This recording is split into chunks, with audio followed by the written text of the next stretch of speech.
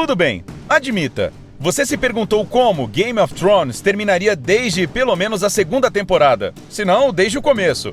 Bem, agora que já temos vários episódios da temporada final, é hora de uma nova teoria. O que você acha?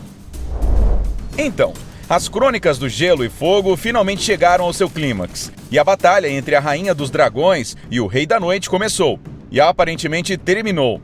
Mas diga-me, alguém realmente acredita que tudo vai acabar com um clichê, tipo uma luta épica final? Ou que a história dos Caminhantes Brancos acabou sem que seus motivos fossem totalmente divulgados? Não, isso seria simples demais.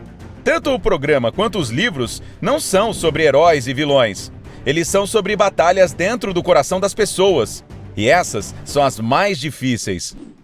Primeiro, vamos explorar o que temos. Temos Daenerys Targaryen, com suas ambições de tomar o Trono de Ferro, e Cersei Lannister, com ambições semelhantes, mas já sentada no trono e procurando defendê-lo. Jon Snow, também conhecido como Aegon Targaryen, é um rei confuso no norte e depois há os Starks. Você poderia dizer que Jon Snow e os Starks são os mesmos, mas eles realmente não têm laços de sangue, exceto Lyanna, a mãe de Jon. E como você sabe, apenas o sangue do pai consta neste mundo quando se trata de herança.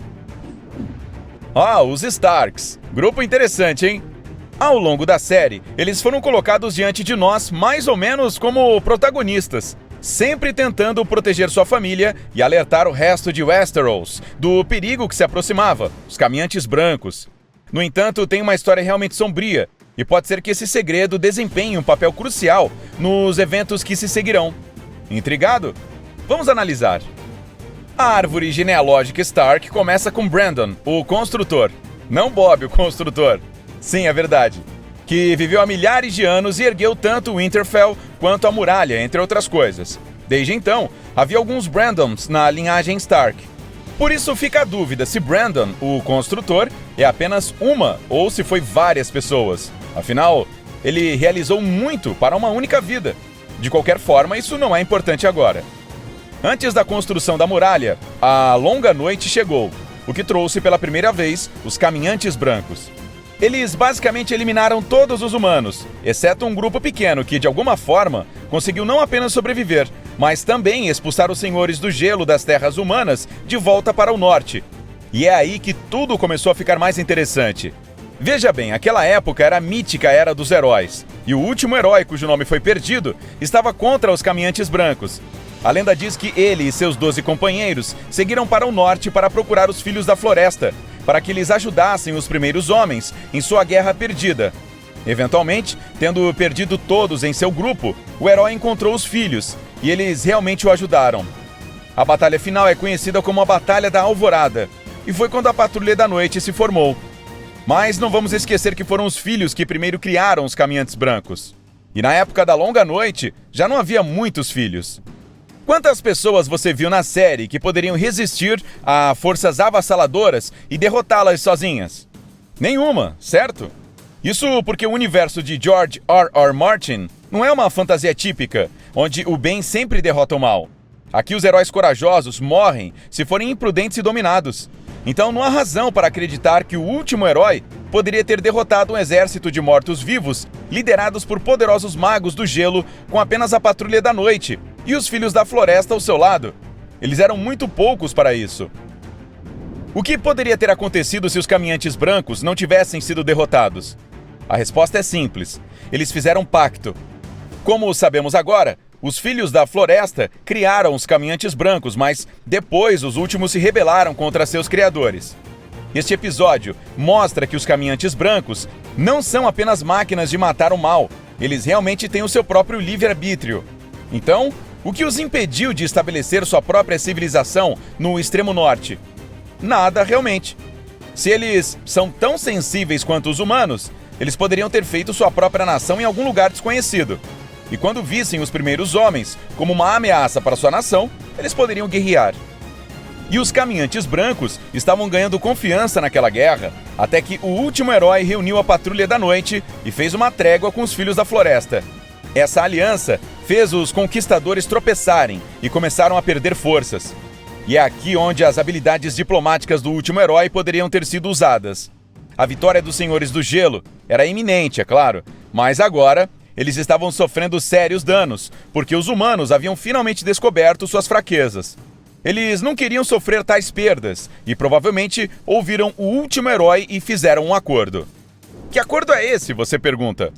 Bem, tudo aponta para que os reis humanos, para garantir que ambos os lados permanecessem verdadeiros, tenham feito um casamento. Agora, espere até eu explicar isso antes de me atirar tomates, ok? Há uma história sobre o 13º Lorde Comandante da Patrulha da Noite, que se apaixonou e se casou com uma mulher estranha. Sua pele era branca e seus olhos eram azuis. Parece familiar, não? Não, não é a Elsa de Frozen. Nesta história, a mulher corrompeu o Rei da Noite, e eles fizeram coisas horríveis juntos por 13 anos, até que ele foi finalmente derrubado. No entanto, ninguém sabe se essa história é verdadeira. Ou talvez seja, mas apenas em parte. De qualquer forma, um casamento entre um humano e um caminhante branco parece ter realmente acontecido. Tudo sugere que poderia ter acontecido antes da época do Rei da Noite também. E isso nos traz de volta ao final da longa noite. Os caminhantes brancos e os primeiros homens poderiam realmente ter feito um pacto e selado com um casamento que resultaria no nascimento do primeiro verdadeiro Stark. Eu sei, parece loucura, mas pense bem. Os Starks naturalmente resistem ao frio. Seu lema familiar é: o inverno está chegando, que pode ser visto como uma declaração e uma ameaça para todos os outros. Além disso, há aquela frase recorrente em toda a série de que sempre deve haver um Stark em Winterfell, que pode ter sido parte do pacto. Ou seja, o lugar onde o acordo foi lançado deve sempre ser guardado por descendentes de ambos caminhantes brancos e homens. E agora vamos lembrar quando a invasão dos caminhantes brancos realmente começou. Se você olhar para a linha do tempo, verá que foi na época em que Theon Greyjoy capturou e queimou Winterfell. Ramsay retomou Winterfell e os caminhantes brancos atacaram, e Ramsay Bolton arrasou Winterfell. Nenhum dos Starks permaneceu na cidade, então o pacto milenar com os caminhantes brancos foi quebrado, e eles sabiam que algo estava errado.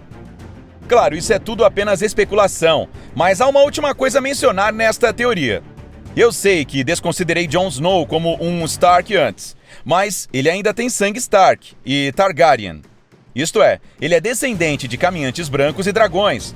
Ele é o elo entre o gelo e o fogo, as duas forças que acabaram de lutar. Será? Eu sei que pode parecer ainda mais improvável agora que a ameaça do norte foi aparentemente vencida por Arya Stark, mas agora eu tenho mais perguntas do que antes de assistir ao 3º episódio. Como o Rei da Noite atravessou o fogo do dragão ileso e sorrindo? Quais foram os motivos reais dos Senhores do Gelo? Qual é a conexão entre o Rei da Noite e Bran Stark? Qual é o papel de Bran Stark em tudo isso?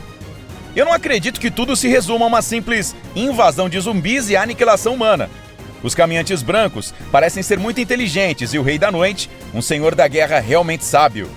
Claro, ele tinha uma força militar predominante que não conhece medo nem fadiga, mas, mesmo assim, ele não teria conseguido conquistar o norte sem uma boa estratégia. E ele quase ganhou, se não fosse por aquele salto de fé e truque de faca de Arya. Isso parece muito estranho e simples para ser o fim. Então eu tenho certeza de que ainda temos que ver alguns caminhantes brancos no final da temporada. E não será sobre a repetição de uma batalha. Então, quem sabe, talvez Jon seja o único a fazer outro pacto com os caminhantes brancos. Isso deixa a questão de Daenerys aberta. Mas não seria a primeira vez que Jon teria que escolher entre o que ele quer fazer e o que tem que ser feito. Desculpe, Dany, mas você pode estar vendo Johnny pela última vez. E você? Tem suas próprias teorias sobre como tudo vai acabar? Compartilhe-as nos comentários abaixo. Se você aprendeu algo novo, dê um like a esse vídeo, compartilhe com um amigo. E aqui estão mais alguns vídeos legais para conferir no lado incrível da vida.